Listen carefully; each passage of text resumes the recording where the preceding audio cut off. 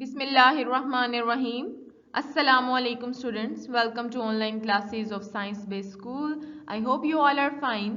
बच्चे आज हमने Oxford primary science class 3rd का यूनिट नंबर 3 स्टडी करना है. यूनिट नंबर 3 का नेम है लिविंग ऑन अर्थ एंड बेटे this one is lecture number 2. Clear? Habitats. Habitats का मतलब होता है बेटे मस्कन. The place where an animal और plant lives is called its habitat. बेटे ऐसी जगह जहां पे कोई एनिमल या प्लांट रह रहा है उसको क्या कहते हैं? हैबिटेट कहते हैं. टू सर्वाइव यानी जिंदा रहने के लिए N animal needs food, water, air and shelter. बेटे जिंदा रहने के लिए एनिमल को food, water, air and shelter की जरूरत होती है. A good habitat provides all of those things. जो एक अच्छी हैबिटेट होती है वो ये सब चीजें प्रोवाइड करती हैं. ठीक है.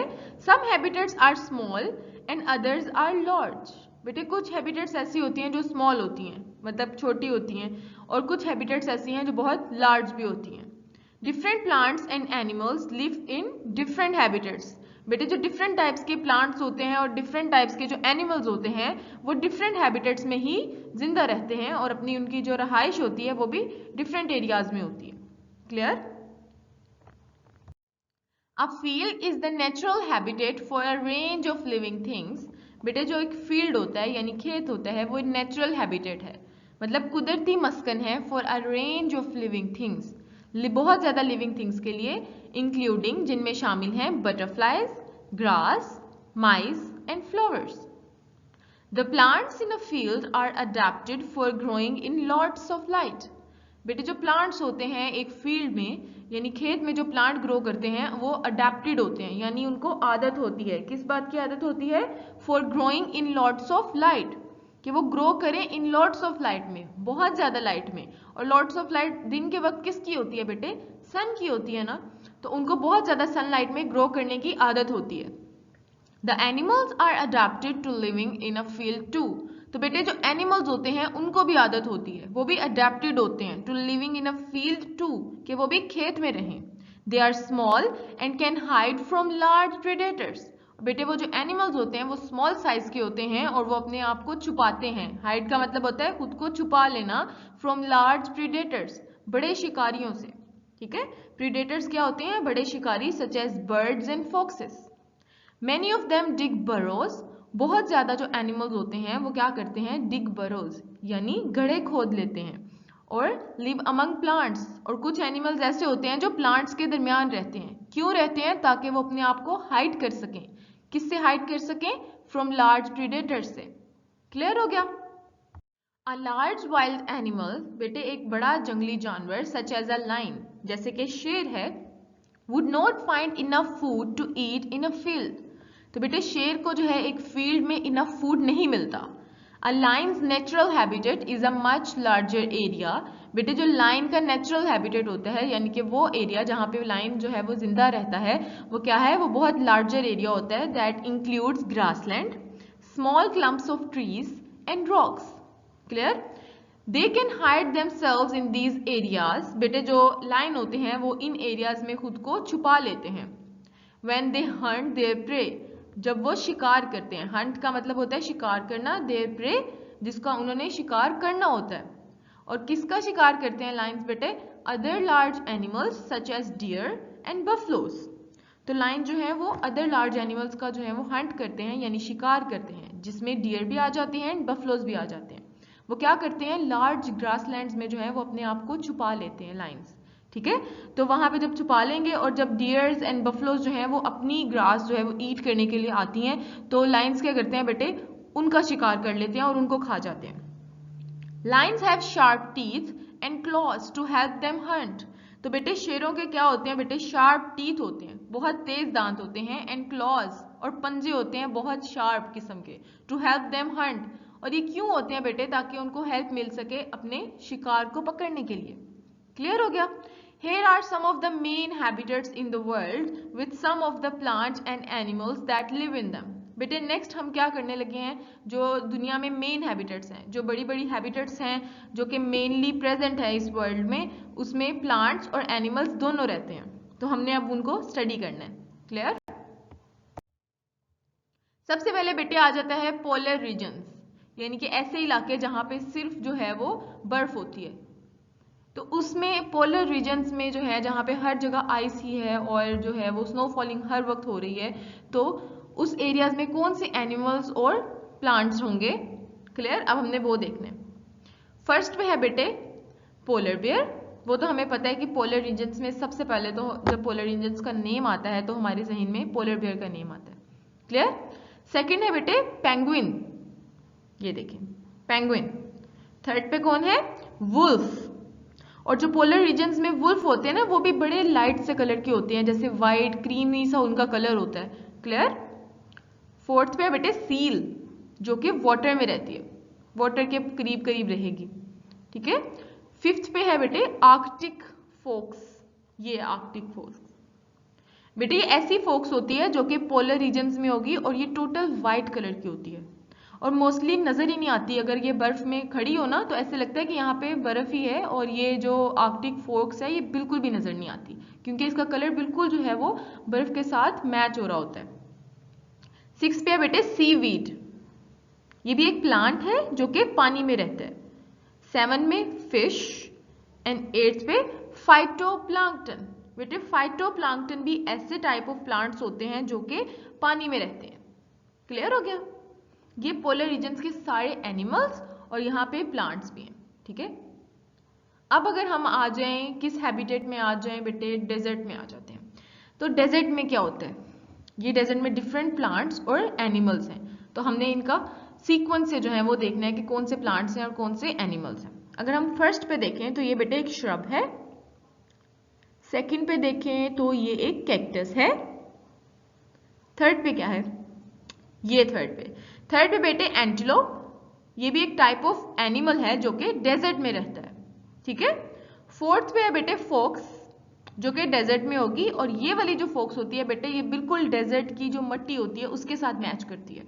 जिस तरह आर्कटिक फोर्स जो थी वो बर्फ के साथ मैच कर रही थी ना, बिल्कुल उसका कलर व्हाइट कलर का था, इसी तरह से जो डेजर्ट की फोक्स होगी बेटे वो बिल्कुल डेजर्ट की जैसी होगी, उसका जो कलर होगा वो डेजर्ट में जो मिट्टी है उसके कलर की तरह होगा।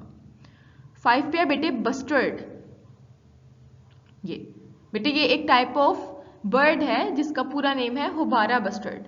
ठीक है, तो ये भी डेजर्ट में रहता है। 6 पे बेटे लिजर्ड, 7 पे स्नेक एंड 8 इज कैमल। तो ये सब एनिमल्स और जो प्लांट्स हैं वो कहाँ रहते हैं बेटे, डेजर्ट में। क्लियर हो गया। नेक्स्ट हैबिटेट है बेटे हमारे पास सी। तो समुद्र में कौन कौन रहता है। फर्स्ट हम लोग देखेंगे ये क्या है बेटे, कोरल रीफ्स। बेटे ये प्लांट एक टाइप ऑफ प्लांट्स ही हैं जो कि पानी के अंडर वाटर ग्रो करते हैं। ठीक हो गया। सेकंड पे है बेटे सी ग्रास, समुद्री घास कहते हैं बेटे इसको, जो कि पानी में ग्रो करती है। थर्ड पे है क्रैब, क्लियर, ये क्रैब। फोर्थ पे है बेटे फिश, पानी है तो फिश तो जरूर होगी। फिफ्थ पे है बेटे लॉबस्टर, बेटे लॉबस्टर भी एक टाइप ऑफ एनिमल है जो कि समुद्र में होता है। 6 पे टर्टल, ये देखें। 7th पे व्हेल, व्हेल भी एक फिश है। 8th पे डॉल्फिन, डॉल्फिन भी टाइप ऑफ फिश। एंड 9 पे क्या है, मैनग्रोव, बेटे ये भी टाइप ऑफ प्लांट है जो कि पानी के अंदर ग्रो करता है। क्लियर हो गया। और इसमें भी अब आपके एनिमल्स भी आपने देख लिए कि सी हैबिटेट में कौन से होते हैं और प्लांट्स भी देख लिए। नेक्स्ट हैबिटेट देखें, रिवर्स एंड लेक्स। बेटे समुद्रों, दरियाओं और झीलों में। समुद्र में तो हमने देख लिया, ठीक है। अब हमने क्या देखना है बेटे, रिवर्स में यानी दरियाओं में देखना है, एंड लेक्स और झील में देखना है। रिवर्स जो होते हैं बेटे सी से थोड़े छोटे होते हैं, और जो लेक्स होती हैं यानी झील जो होती है वो रिवर से भी छोटी होती है। क्लियर। अब फर्स्ट पे हम देखते हैं कौन है, ये देखें फिश, ठीक है। सेकंड पे ऑटर, बेटे ऑटर एक ऐसा टाइप ऑफ एनिमल है जो कि रिवर्स में रहता है। क्लियर हो गया। थर्ड पे डक, डक बेटे जमीन पे भी चल भी सकती है और पानी में स्विमिंग भी कर सकती है।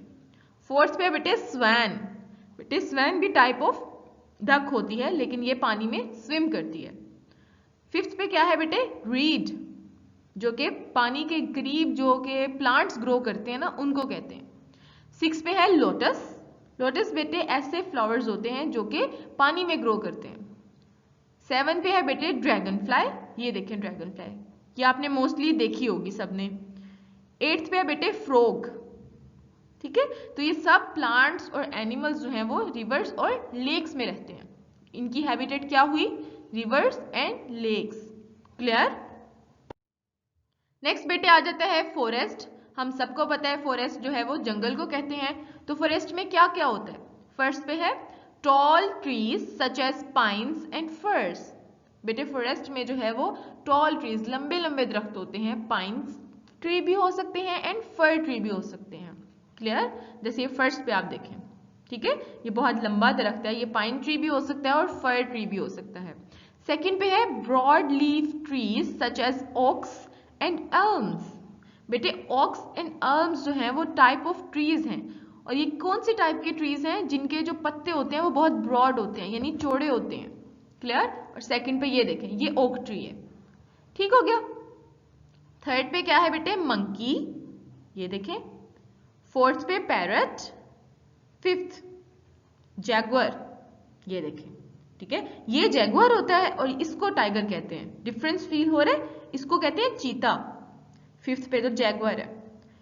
6 पे है बेटे फ्रॉग, 7th पे गोरिल्ला, 8th पे टाइगर।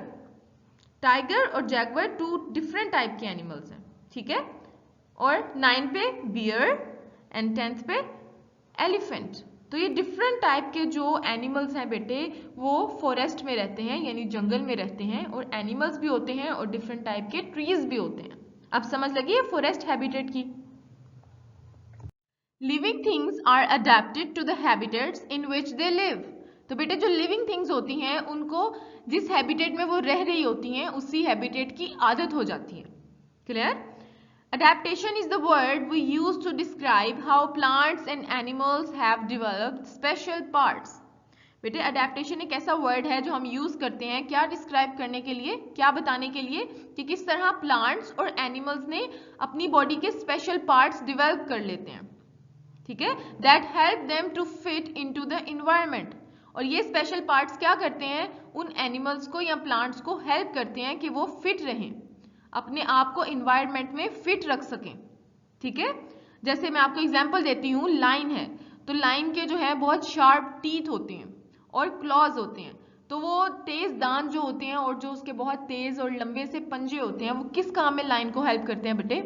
कि वो क्या कर सके? आराम से शिकार कर सके और उसका जो मीट है उसको टीयर अपार्ट कर सके और आराम से जो है जो शिकार उसने किया उसको ईट कर ले अपने शार्प टीथ से।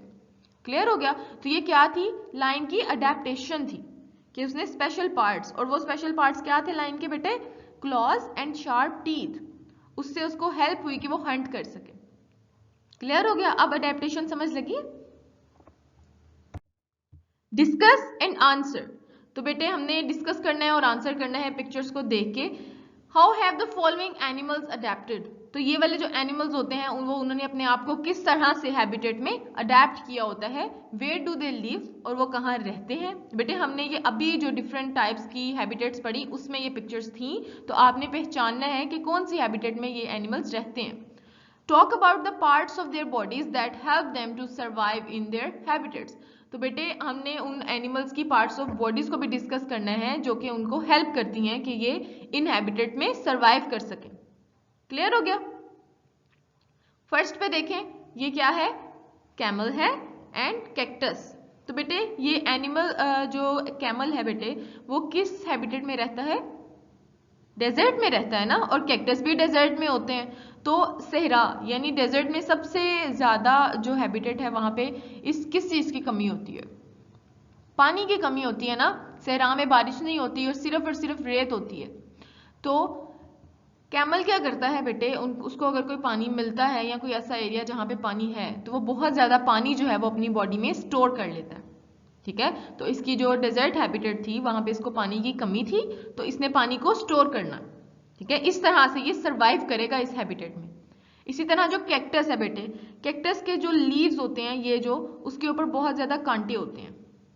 इसके अलावा अगर आप कैक्टस को अंदर से काट के देखें तो इसकी जो इनर पार्ट है बहुत फ्लैशी होता है और इसके अंदर पानी होता है बहुत ज्यादा, तो कैक्टस ने अपने अंदर जो है वो वाटर स्टोर किया होता है ताकि वो सरवाइव कर सके डेजर्ट हैबिटेट में। ठीक है, अब समझ लगी है कि ये किस तरह से जो है वो सरवाइव करते हैं। इसी तरह से ये देखें, यहाँ पे फ्रॉग है, फिश एंड लोटस फ्लावर। तो बेटे ये कौन सी हैबिटेट थी? रिवर एंड लेक में। ठीक है, तो रिवर्स एंड लेक्स में जो है वो ये एनिमल्स और प्लांट्स होंगे। तो लोटस किस तरह से सरवाइव करता है? इसको जिंदा रहने के लिए पानी की जरूरत होती है ना, तो अगर ये पानी में ग्रो करेगा तो ही सरवाइव करेगा। ठीक है, इसी तरह फिशेस जो हैं वो अगर पानी में ही रहेंगी तो ही सरवाइव करेंगी, पानी से बाहर निकलेंगी तो उनकी डेथ हो जाती है। फ्रॉग्स जो है बेटे वो पानी में भी रह सकते हैं और लैंड पे भी रह सकते हैं। क्लियर? तो ये कौन सी हैबिटेट थी? जी, रिवर्स एंड लेक हैबिटेट। ठीक है, नेक्स्ट आप देखेंगे पोलर बेयर है एंड सील। तो बेटे ये पोलर बेयर कौन सी हैबिटेट में होता है? पोलर रीजन्स में होता है ना, और वहां पे इसने अपने आप को क्या करना होता है? जिंदा रहने के लिए क्या करता है पोलर बेयर? जी, जो वाटर में फिशेस होती हैं बेटे उसका शिकार भी करता है, और इसके अलावा अपने आप को दूसरे एनिमल्स से बचाने के लिए कि दूसरे एनिमल्स इसका शिकार न कर सकें, तो बेटे इसने क्या अडेप्टेशन की होती है कि इसका कलर बिल्कुल जो है वो स्नो के कलर से मैच होता है। इसके अलावा जो सील्स होती हैं, सील्स की बॉडी इस तरह से अडेप्टेड होती है कि ये वाटर में ही रहें। ठीक है, जो बहुत ज्यादा आइसी वाटर होता है, ठीक है, बहुत ठंडा पानी होता है, ये उसके अंदर रह सकती हैं। अगर ये डेजर्ट रीजन में आ जाएं या ये रिवर और लेक्स में आ जाएं जहां पे बर्फ नहीं है, तो ये बिल्कुल भी जिंदा नहीं रह सकती। इसी तरह से ये कौन सी हैबिटेट है बेटे? जहां पे जैगुआर है, मंकी है, ठीक है, और डिफरेंट टाइप के जो हैं वो ट्रीज हैं। तो ये बेटे फॉरेस्ट हैबिटेट है। फॉरेस्ट हैबिटेट में क्या होता है? डिफरेंट एनिमल्स और प्लांट्स रह रहे होते हैं, और इनको जो इस हैबिटेट में टेम्परेचर होता है वो इसी में रहने की आदत होती है। ठीक है, ये जैगुआर और जो मंकी हैं ये डेजर्ट हैबिटेट में बिल्कुल भी नहीं रह सकते, ना ही ये पोलर रीजन्स में रह सकते हैं और ना ही रिवर्स या लेक्स में रह सकते हैं। इनको फॉरेस्ट की आदत होती है और ये इनकी बॉडी फॉरेस्ट में रहने की ही अडेप्टेड होती है, इसके अलावा ये कहीं पे भी नहीं रह सकते। क्लियर हो गया? अब सब हैबिटेट समझ आ गई है सब बच्चों को? Concept check, match the definition with the word. बेटे आपको नीचे डिफरेंट वर्ड्स दिए हुए हैं, आपने उन वर्ड्स को उनकी डेफिनेशन के साथ मैच करना है। Write them out in your book, और अपनी बुक में आपने वर्ड के आगे डेफिनेशन को लिखना भी है, वो हम नेक्स्ट लिखेंगे। ठीक है, फर्स्ट आप क्या करें बेटे? सिर्फ मैच करें। सबसे पहले वर्ड कौन सा है हमारे पास? हैबिटेट। तो हैबिटेट को हम मैच करेंगे उसकी डेफिनेशन के साथ जो कि लिखी हुई है सेकंड पे। The natural environment in which a particular animal और प्लांट लिव्स। बेटे ऐसा इन्वायरमेंट जहां पे एक प्रॉपर पर्टिकुलर एनिमल जो है वो प्रॉपर तरीके से रह रहा है। ठीक है, तो ये क्या हुई हमारे पास? हैबिटेट। सेकंड क्या है वर्ड? अडेप्टेशन। तो अडेप्टेशन को बेटे आप फोर्थ वाली लाइन के साथ जो है वो मैच कर दें। अडेप्टेशन में plants and animals have developed special parts that help them to survive in their environment. बेटे प्लांट्स और एनिमल्स ने ऐसे स्पेशल टाइप के पार्ट्स जो हैं वो डेवलप कर लेते हैं जो कि उन्हें हेल्प करते हैं कि वो इन्वायरमेंट में सर्वाइव कर सकें। थर्ड पार्ट है ब्रीदिंग। ब्रीदिंग को हम फर्स्ट वाली डेफिनेशन के साथ मैच करेंगे। This is the process of taking air into and out of the body. तो बेटे ऐसा प्रोसेस जिसमें हम हवा को अपनी बॉडी के अंदर भी लेके जा रहे हैं और उसको मूव आउट भी करवा रहे हैं अपनी बॉडी से, तो ये प्रोसेस क्या हुआ बेटे? ब्रीदिंग। तो आप इसको ब्रीदिंग से मैच कर दें। अब लास्ट वन है रिप्रोडक्शन। तो रिप्रोडक्शन को आप ये थर्ड डेफिनेशन के साथ मैच करेंगे। The process by which parent plants and animals produce their young. बेटे ऐसा प्रोसेस जिसमें पेरेंट प्लांट्स और पेरेंट एनिमल्स जो होते हैं वो अपने यंग वंस प्रोड्यूस करते हैं, तो ये कौन सा प्रोसेस हुआ? रिप्रोडक्शन। क्लियर हो गया? सब बच्चों ने कॉलम्स मैच कर लिए हैं। नेक्स्ट है बेटे ecosystem. Plants and animals depend upon each other to survive. बेटे जिंदा रहने के लिए प्लांट्स और एनिमल्स दोनों को एक दूसरे की जरूरत होती है। They have adapted to live with each other and in their habitats. तो बेटे जो प्लांट्स और एनिमल्स होते हैं उनको आदत हो जाती है कि वो एक साथ रहें और अपनी एक जैसी हैबिटेट्स में रहें। जैसे अगर हम देखें तो सॉइल में जो है, अगर यहाँ पे सॉइल में प्लांट ग्रो किए हुए हैं तो इस वाले एरिया में जो है वो डिफरेंट एनिमल्स भी ग्रो करते हैं। ठीक है, तो वो एनिमल्स भी यहाँ पे रहेंगे और प्लांट्स भी रहेंगे, और इस तरह से वो अडेप्टेड हो जाते हैं to live with each other, एक साथ रहने के। The living things in a particular place interact with each other and with their non living environments. तो बेटे जो लिविंग थिंग्स होती हैं वो एक पर्टिकुलर प्लेस पे रह रही होती हैं, तो वो नॉन लिविंग थिंग्स के साथ भी इंटरेक्ट करती हैं। और वो नॉन लिविंग इन्वायरमेंट में क्या आ जाता है बेटे? वेदर यानी जो मौसम होता है, earth, sun, soil, climate and atmosphere. This is called an ecosystem. बेटे इस प्रोसेस को क्या कहते हैं? हम इकोसिस्टम कहते हैं। ठीक है, और क्या करती हैं लिविंग थिंग्स? किस तरह से बेटे नॉन लिविंग इन्वायरमेंट के साथ इंटरेक्ट करेंगी? इसकी अगर मैं आपको एक एग्जांपल दूं तो क्या होता है कि अगर हम फॉर एग्जांपल वेदर है, तो वेदर चेंज हो रहा है, जैसे बहुत सर्दियां आ रही हैं, तो ह्यूमंस क्या करते हैं, किस तरह से अपने आप को अडेप्ट करते हैं बेटे वेदर के अकॉर्डिंग, कि हम गर्म कपड़े पहन लेते हैं, ठीक है, हम कैप्स पहन लेते हैं अपने आप को सर्दी से बचाने के लिए। ठीक है, तो वेदर क्या हुआ? नॉन लिविंग हुआ ना, लेकिन उसकी वजह से हमारे ऊपर क्या इफेक्ट हुआ कि हमने अपना लिविंग स्टाइल वो जो है वो चेंज कर दिया, हमने अपने जो क्लोथिंग है वो चेंज कर ली। इसी तरह से अगर गर्मियां आ जाती हैं तो हम फिर जो है वो थिक क्लोथ्स नहीं पहनते, ठीक हो गया, तो फिर हम क्या कर लेते हैं, हम बहुत ज़्यादा पतले से कपड़े पहनते हैं, लॉन्ग ड्रेसेस पहन लेते हैं। तो इस तरह से जो है वो वेदर जो है वो ह्यूमंस को इफेक्ट करता है, और क्या करती हैं लिविंग थिंग्स जो है वो इंटरेक्ट करती हैं इस तरह से नॉन लिविंग एनवायरनमेंट के साथ। क्लियर? तो एन इकोसिस्टम, ये एक इकोसिस्टम बनाया हुआ है जिसमें डिफरेंट टाइप्स के प्लांट्स और एनिमल्स जो हैं वो रहते हैं, और वो एक ही एरिया में रहते हैं और आपस में इंटरेक्ट भी करते हैं। जैसे वेदर है, सन, और कोई डिजास्टर भी अगर हो जाता है तो वो भी बेटे एक पर्टिकुलर हैबिटेट या एरिया में ही होता है। ठीक है, अब जैसे ये प्लांट्स है डिफरेंट, ये प्लांट कम्युनिटी है, डिफरेंट टाइप के प्लांट्स हैं, ये बर्ड्स हैं, और वो ऐसे एनिमल्स जो कि वाटर में रह रहे हैं। ठीक है, तो ये सब मिलके क्या बना देते हैं? इकोसिस्टम बनाते हैं। क्लियर हो गया? In an ecosystem each living thing has its own special role to play. तो बेटे इकोसिस्टम में जो है हर लिविंग थिंग का कोई ना कोई खास रोल होता है। ठीक है, कोई भी जो एनिमल है वो ऐसे फ्री नहीं रह रहा होता इकोसिस्टम में, वो कोई ना कोई काम जरूर कर रहा होता है। Ecosystem can be affected if a new plant और animal is introduced into them.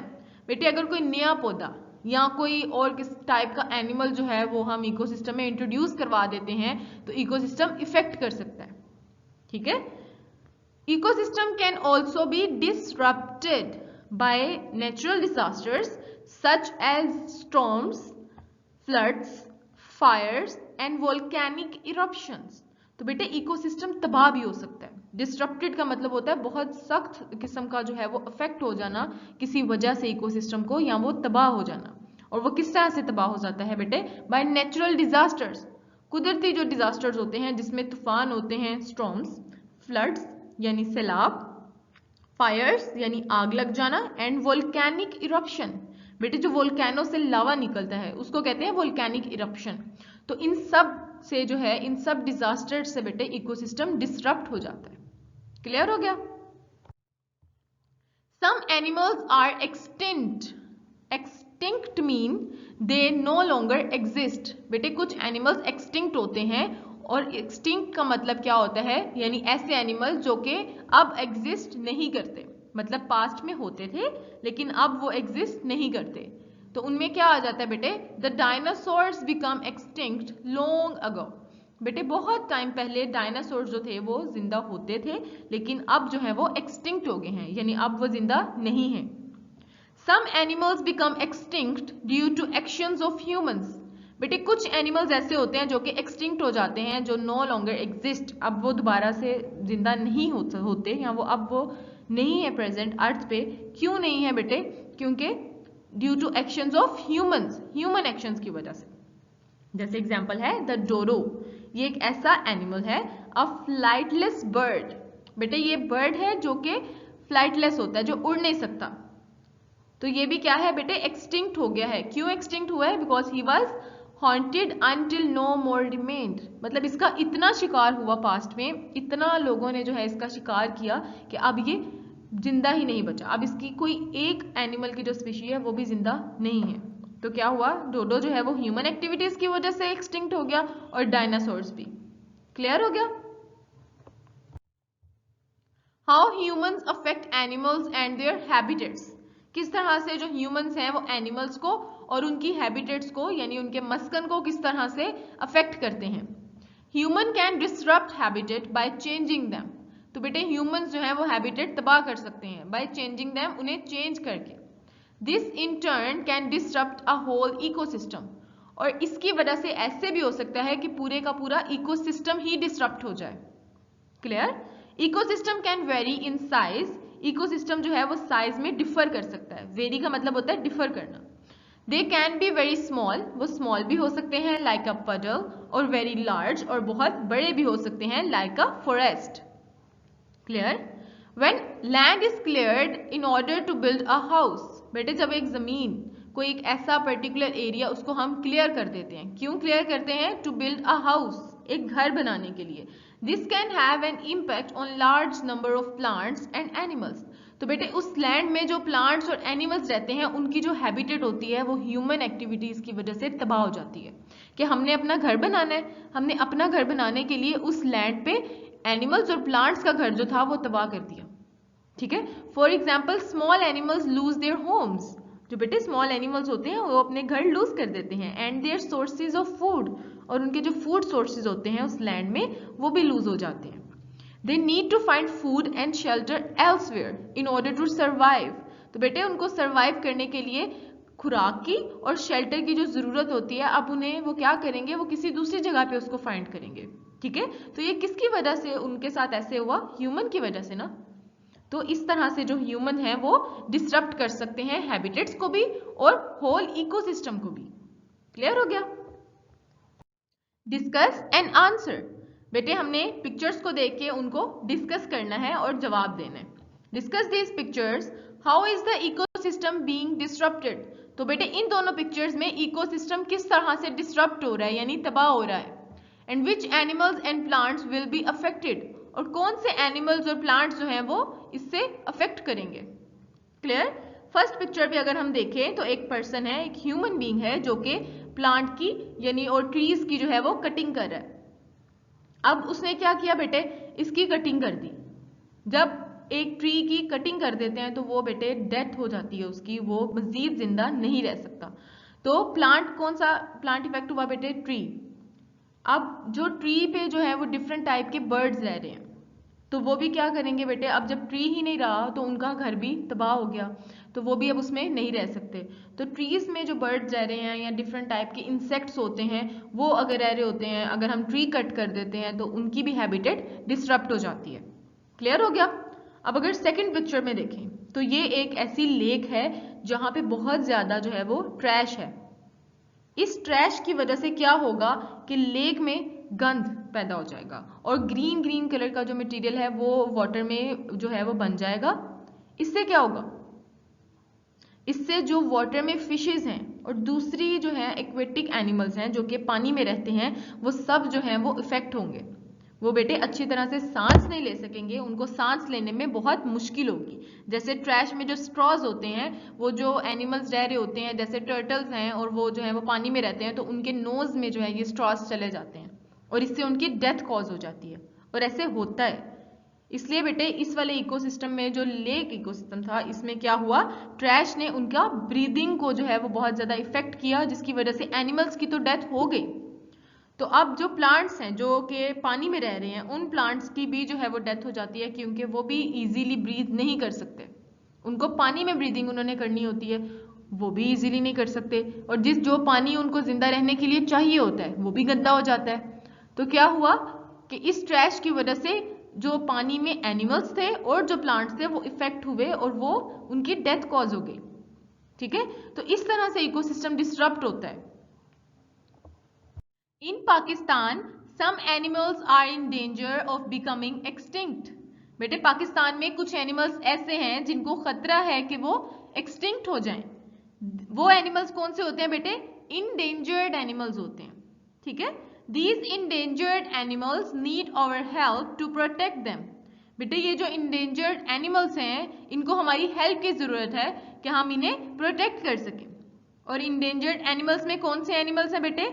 First पे है mountain sheep, second one is Asian black bear, third one is mountain वीजल and fourth one is forest dormouse.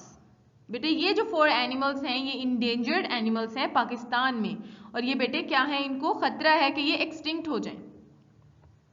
Pollution यानी आलूदगी, things like dust, smoke and rubbish can harm living things. बेटे dust, smoke या rubbish जो है यानी trash जो होता है वो लिविंग थिंग्स को हार्म कर सकता है यानी नुकसान पहुंचा सकता है। When the air, water or soil has been made dirty or unsafe by such things, we say it is polluted. बेटे जब एयर, वाटर या सॉइल जो है वो इन डस्ट, स्मोक और रबिश से डर्टी हो जाती हैं या अनसेफ हो जाती है तो हम क्या कहते हैं बेटे, एयर, वाटर और सॉइल क्या होगी, पोल्यूटेड होगी। क्लियर हो गया? Pollution from cars, buses and planes makes the air less clean and clear. बेटे जो पोल्यूशन होती है कार से, बसेस से या प्लेन से, वो कौन सी पोल्यूशन होती है बेटे, स्मोक पोल्यूशन। जो गाड़ियों से या बसेस से धुआं निकलता है, स्मोक निकलता है, इसके अलावा प्लेन से जो स्मोक होता है, इंजन का स्मोक, बेटे वो एयर को क्या कर देता है, less clean and clear. The noise also pollutes the environment. बेटे जो कार्स और बसेस और अदर व्हीकल्स का नॉइस होता है यानी शोर होता है वो भी इन्वायरमेंट को पोल्यूट कर देता है। Rubbish that is thrown in the street can pollute the land and water. बेटे जो रबिश होता है यानी ट्रैश होता है, अगर हम उन्हें स्ट्रीट में थ्रोन यानी कि फेंक देते हैं वो भी लैंड और वाटर को पोल्यूट कर सकता है। क्लियर हो गया? Types of pollution. Types of pollution में क्या आती है बेटे, नॉइस पोल्यूशन यानी शोर की आलूदगी, जो कि कार्स और अदर व्हीकल्स का जो शोर होता है, हॉर्न की जो आवाजें होती हैं, ये सब जो हैं क्या कॉज करती हैं, नॉइस पोल्यूशन कॉज करती हैं। इसके अलावा water pollution, air pollution and land pollution. समझ लग गई? Related questions from notes, answer these questions. Question number 1 है बच्चे, what do animals use their sense organs for? कि एनिमल्स अपने सेंस ऑर्गन्स को किस काम के लिए इस्तेमाल करते हैं? आंसर है animals use their sense organs to search for food and to sense danger. ठीक है, सर्च करने के लिए फूड की और डेंजर को सेंस करने के लिए एनिमल्स अपने सेंस ऑर्गन्स यूज करते हैं। क्वेश्चन नंबर 2 है, what will happen to an animal if it does not eat or drink? बेटे एक एनिमल के साथ क्या होगा अगर वो ना ईटिंग कर रहा है ना ही ड्रिंकिंग कर रहा है? तो आंसर है without food and water animals would die. तो एनिमल्स जो हैं फूड और वाटर के बगैर जो है वो बेटे उनकी डेथ हो जाती है। क्वेश्चन नंबर 3 है, which organ helps a fish to breathe? बेटे वो कौन सा ऐसा ऑर्गन है जो फिश को हेल्प करता है कि वो सांस ले सके? तो आंसर है फिश ब्रीथ थ्रू गिल्स। तो बेटे गिल्स जो ऐसा ऑर्गन है जो जिससे फिशेस जो हैं वो ब्रीदिंग करती हैं। Fish breathe through gills. Related questions from notes. Question number 4 है, which flowers show us that plants move? बेटे वो कौन से ऐसे फ्लावर्स हैं जो हमें शो करते हैं कि प्लांट मूव करते हैं? How do they move? और ये फ्लावर्स किस तरह से मूव करते हैं? इसका आंसर है sunflower and morning glory show us that plants move. तो बेटे सनफ्लावर एंड मॉर्निंग ग्लोरी जो हैं वो ऐसे फ्लावर्स हैं जो हमें शो करते हैं कि प्लांट मूव करते हैं। The sunflower turns its face towards the sun. तो बेटे जो सनफ्लावर है वो सन की तरफ अपना फेस कर लेता है। The morning glory open each morning. और जो मॉर्निंग ग्लोरी का फ्लावर होता है वो हर मॉर्निंग ओपन हो जाता है। क्लियर? क्वेश्चन नंबर 5 है, what happened to the dinosaurs and the dodo? Answer, dinosaur and dodo become extinct due to the action of humans. Humans के एक्शंस की वजह से ये दोनों एनिमल्स एक्सटिंक्ट हो गए। Related questions from notes. Question number 6 है बच्चे, what is an ecosystem? Ecosystem क्या होता है? तो बेटे इसका आंसर है the living things in a particular place interact with each other and their non-living environments. This is called ecosystem. तो जो एक पर्टिकुलर प्लेस पे लिविंग थिंग्स रह रही हैं वो इंटरेक्ट करेंगी बेटे अपने नॉन लिविंग इन्वायरमेंट के साथ। इसको हम क्या कहते हैं? इकोसिस्टम कहते हैं। Clear? Related questions from notes. Concept check. बेटे आपकी बुक का है पेज नंबर 26। क्लियर? अपनी बुक का पेज नंबर 26 ओपन करें और पेंसिल हाथ में पकड़ लें। क्वेश्चन नंबर 1 है, complete these sentences using the correct word from the list at the end of each one. बेटे आपको डिफरेंट सेंटेंसेस दिए हुए हैं और आपने उन सेंटेंसेस में जो ब्लैंक्स हैं उनको फिल करना है विद द करेक्ट वर्ड। और आप करेक्ट वर्ड कहाँ से चूज करेंगे?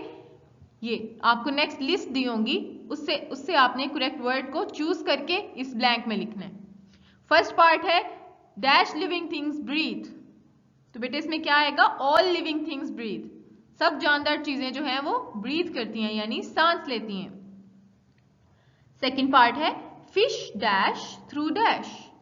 तो बेटे फिश अगर ब्रीथ करेगी तो किधर से करेगी? गिल्स से। तो फर्स्ट ब्लैंक में क्या आएगा? ब्रीथ, और सेकंड ब्लैंक में गिल्स।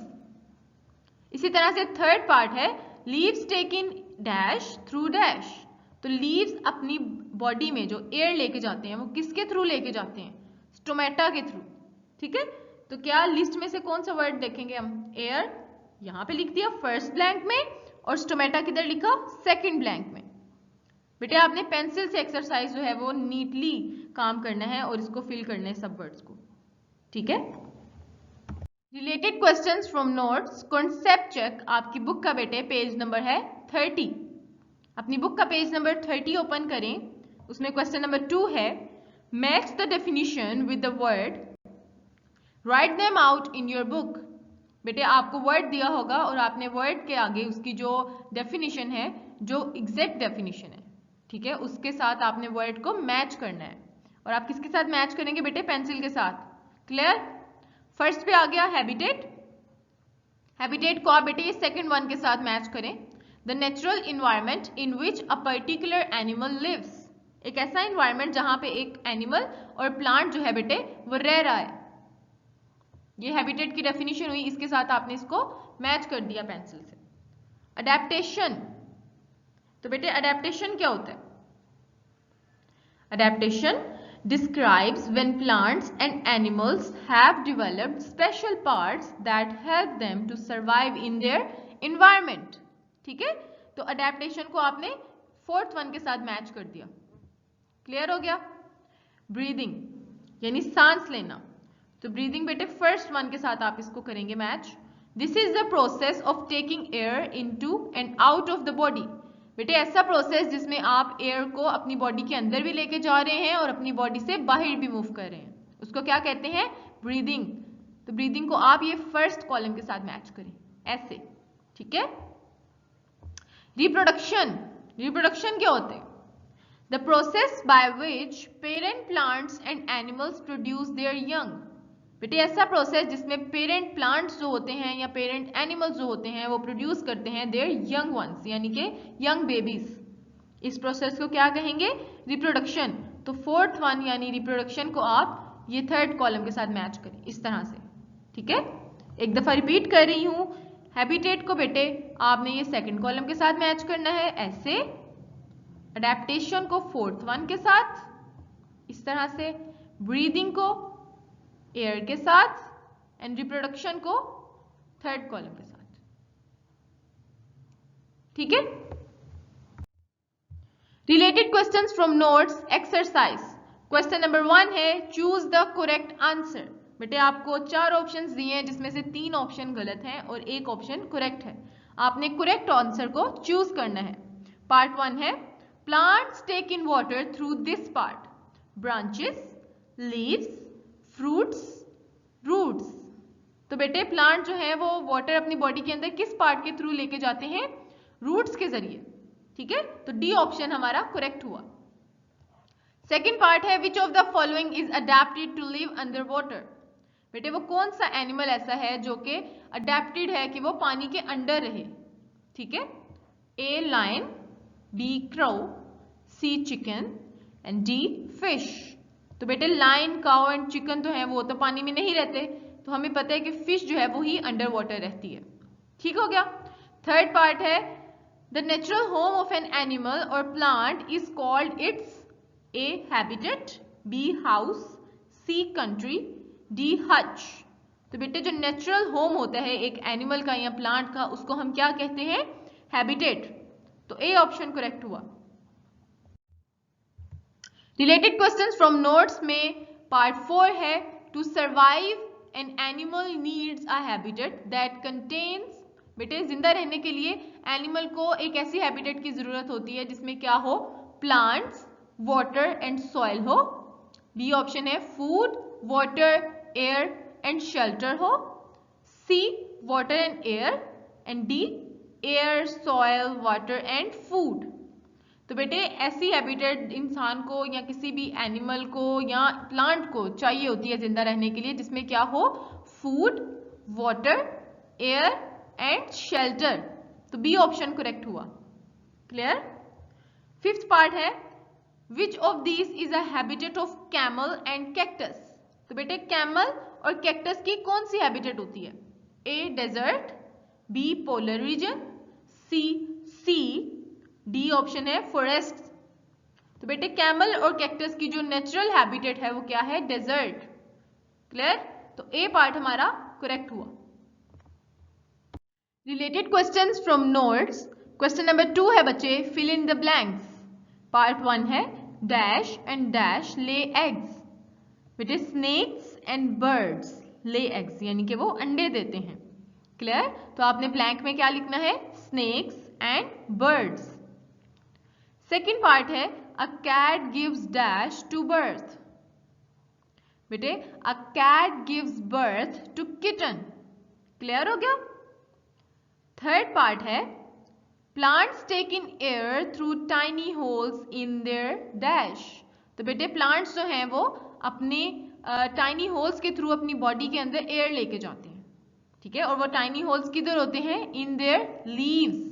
ठीक है। लीव्स के अंदर जो है वो टाइनी होल्स होते हैं जिनको हम क्या कहते हैं, स्टोमेटा। फोर्थ पार्ट है, बेबीज ग्रो इनटू डैश। तो बेबीज बेटे ग्रो कर जाते हैं इनटू अडल्ट्स। क्लियर। तो ब्लैंक में क्या आएगा, adults. Related questions from notes में क्वेश्चन नंबर 3 है, rearrange the letters to make 3 living and 3 non living things. बेटे आपको डिफरेंट वर्ड्स हैं, उनके लेटर्स अरेंज नहीं किए हुए, आपने उन लेटर्स के स्पेलिंग्स भी ठीक करने हैं, यानी उन्हें रीअरेंज भी करना है, और साथ में आपने ये भी बताना है कि इनमें से कौन सी लिविंग थिंग्स हैं और कौन सी नॉन लिविंग थिंग्स हैं। तो जब आप इन्हें रीअरेंज करेंगे तो आप देखेंगे कि 3 लिविंग थिंग्स होंगी एंड 3 नॉन लिविंग थिंग्स होंगी। क्लियर। फर्स्ट वर्ड देखें, तो ये लेटर जो है इसको आप जो है रीअरेंज करें। तो बेटे अगर हम इसे रीअरेंज करें तो ये बैलून बनता है, BALLLOON, बैलून। क्लियर। तो हाँ ये बैलून क्या हुआ बेटे, नॉन लिविंग थिंग हुआ ना, तो हमने नॉन लिविंग थिंग वाले कॉलम में बैलून लिख देना। नेक्स्ट क्या है बेटे, कैरट, CARROT। पहले हम इसकी स्पेलिंग अरेंज करेंगे और फिर हम उन्हें नॉन लिविंग थिंग्स वाले कॉलम में लिख देंगे। यहां पे कैरट लिख दिया।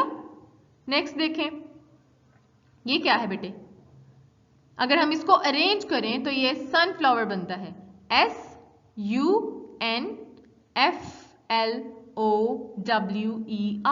सनफ्लावर। क्लियर। तो सनफ्लावर तो बेटे लिविंग थिंग है ना, तो हमने इसको लिविंग थिंग्स वाले कॉलम में लिख दिया। क्लियर। फोर्थ पार्ट देखें, अब इसको अरेंज करें। तो ये बेटे अगर हम इन्हें अरेंज करें ना इन लेटर्स को, तो ये जिराफ बनता है, GIRAFFE, जिराफ। तो वो भी लिविंग थिंग हुआ, एनिमल होता है ना जिराफ, तो इसको हमने लिविंग थिंग्स वाले कॉलम में लिख दिया। क्लियर। फिफ्थ वर्ड हम अरेंज करते हैं, तो ये बेटे क्या हुआ, बास्केट, BASKET, बास्केट। तो बेटे बास्केट क्या होती है, नॉन लिविंग होती है ना, तो इसको हमने नॉन लिविंग वाले कॉलम में लिख दिया। क्लियर हो गया। लास्ट वर्ड है, ये वर्ड देखें क्या बन रहा है, मंकी, MONKEY, मंकी। तो मंकी बेटा लिविंग थिंग है, एनिमल है ऑफ कोर्स, तो ये कौन से कॉलम में आएगा, लिविंग थिंग्स के कॉलम में आएगा। ठीक है। इस तरह से अरेंज हो गए, इनके स्पेलिंग्स भी अरेंज हो गए और लिविंग थिंग्स और नॉन लिविंग थिंग्स सेपरेट भी हो गई। रिलेटेड क्वेश्चंस फ्रॉम नोट्स में क्वेश्चन नंबर 7 है, आर दिस थिंग्स लिविंग और नॉन लिविंग? बेटे आपको डिफरेंट पिक्चर्स दी हुई हैं, आपने देख के बताना है कि ये लिविंग थिंग्स हैं या नॉन लिविंग थिंग्स हैं। How can you tell? और आप ये कैसे बता सकते हैं? राइट एल यानी जिसका मतलब होगा लिविंग एंड एन एल जिसका मतलब होगा non living in the blank spaces. और इन पिक्चर्स के नीचे बेटे आपको ब्लैंक स्पेस दी होगी, उसके अंदर आप अगर लिविंग थिंग है तो आप एल लिख देंगे और अगर नॉन लिविंग है तो आप एन एल लिख देंगे। क्लियर हो गया? स्टार्ट करें। फर्स्ट पिक्चर पे देखो बेटे आंट है, चूंटी, तो ये बेटे क्या हुई? लिविंग थिंग हुई ना। तो how can you tell it is a living thing? आप कैसे बता सकते हैं कि ये लिविंग थिंग है? क्योंकि ये मूव भी कर सकती है, ग्रो भी करती है और इसके हवा में इसने सांस भी लेना है। ठीक है। नेक्स्ट है बेटे मशरूम, तो मशरूम भी लिविंग थिंग है क्योंकि ये भी एक प्लांट है, टाइप ऑफ प्लांट है। क्लियर हो गया? नेक्स्ट पे क्या है बेटे? क्लाउड्स, तो क्लाउड्स बेटे नॉन लिविंग होते हैं। किस तरह से नॉन लिविंग होते हैं कि क्लाउड्स ना ही वो ब्रीदिंग कर सकते हैं, ना ही क्लाउड्स ग्रो करते हैं और ना ही वो रिप्रोडक्शन कर सकते हैं। हाँ, क्लाउड्स थोड़ी सी मूवमेंट कर सकते हैं, वो भी किसकी वजह से करते हैं बेटे? हवा की वजह से करते हैं, खुद नहीं करते। अगर हवा चल रही है तो क्लाउड्स थोड़ा सा मूव कर लेंगे, लेकिन इसका मतलब ये नहीं है कि वो लिविंग थिंग में आ जाएंगे। क्लियर? क्लाउड्स हमेशा नॉन लिविंग है। तो आप ब्लैंक में क्या लिखेंगे? N L. नेक्स्ट है बेटे बेबी, बेबी क्या है? लिविंग थिंग है, हम सबको पता है। इसके साथ बुक है, बुक नॉन लिविंग है क्योंकि बुक मूव भी नहीं करती और बुक ग्रो भी नहीं करती। इसी तरह से प्लांट, प्लांट बेटे लिविंग थिंग है, तो हम ब्लैंक में क्या लिखेंगे? एल। स्नेल आ जाता है, स्नेल क्या है? ये भी लिविंग थिंग है। इसके अलावा बैग, बैग बेटे नॉन लिविंग होता है। क्यों नॉन लिविंग होता है? क्योंकि ये ना ही ये ग्रो करता है, ना ही ये मूव करेगा। क्लियर? और ना ही इसने सांस लेना है। नेक्स्ट है बेटे cat, cat is a living thing, cat grows, cat give birth to young ones, cat also breathe in air and cat also moves. तो ये सारी जो प्रॉपर्टीज हैं वो किसकी है बेटे? लिविंग थिंग की, इसीलिए कैट लिविंग थिंग है। नेक्स्ट क्या आ जाता है? फ्लैग एंड क्लॉक, तो बेटे flag and clock both are non living. तो आप इन दोनों के नीचे जो ब्लैंक स्पेस है उसके अंदर क्या लिखेंगे? N L and N L, जिसका मतलब है नॉन लिविंग। क्लियर हो गया? अब सब बच्चों को डिफरेंस पता चल गया कि कौन सी जो पिक्चर्स में थिंग्स हैं वो लिविंग थिंग्स हैं and which things are non living. Clear हो गया? इसके साथ ही बेटे आपका चैप्टर नंबर 3 जो है वो कंप्लीट होता है। आई होप आपने इसको अच्छी तरह से मेरे साथ साथ स्टडी किया होगा और मेरा लेक्चर भी अच्छे तरीके से सुना होगा। बेटे अब आपने क्या करना है? एक्सरसाइज को अच्छी तरह लर्न भी करना है और इसके साथ जो क्वेश्चन आंसर्स हैं उनको भी लर्न करना है। Clear? Best of luck students.